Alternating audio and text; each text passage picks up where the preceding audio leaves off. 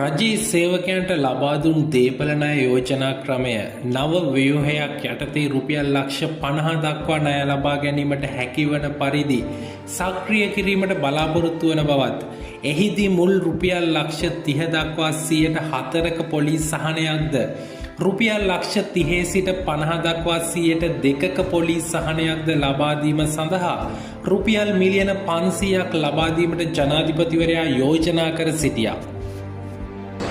රාජ්‍ය සේවකයන් සහන පොලියට නිවාස දීපල රජයේ සේවකයන්ට ලබා දුන් දීපල ණය යෝජනා ක්‍රමය නතර වෙලා තියෙන අවුරුදු 5ක් විතර තිස්සේ රාජ්‍ය සේවකයන්ට දෙන දීපල ණය දෙන්නේ. නව විහුවක් යටතේ ලක්ෂ 50ක් දක්වා ණය ලබා ගැනීමට හැකිවන පරිදි සක්‍රිය කිරීමට බලාපොරොත්තු වෙනවා. ඒ දීපල ණය යෝජනා ක්‍රමය නැවත සක්‍රිය කරනවා. මිලියන 50ක් දක්වා ණය ලබා දෙන්න යෝජනා කරනවා. සම ලක්ෂ 50ක් දක්වා මිලියන 5ක් දක්වා ණය දෙන්න යෝජනා කරනවා.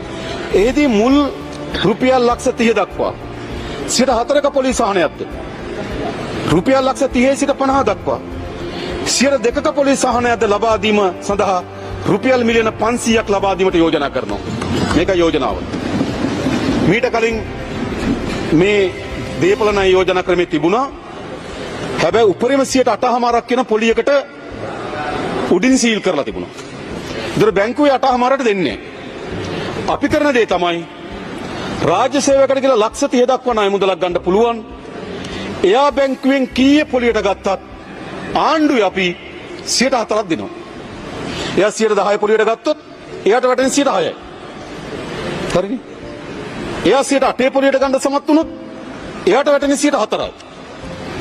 ඒ වගේම ලක්ෂ 20 ඉඳන් 50 දක්වා ලක්ෂ 30 ඉඳන් 50 දක්වා ලක්ෂ 20ට 102ක පොලිස් සහනයක් දෙනවා.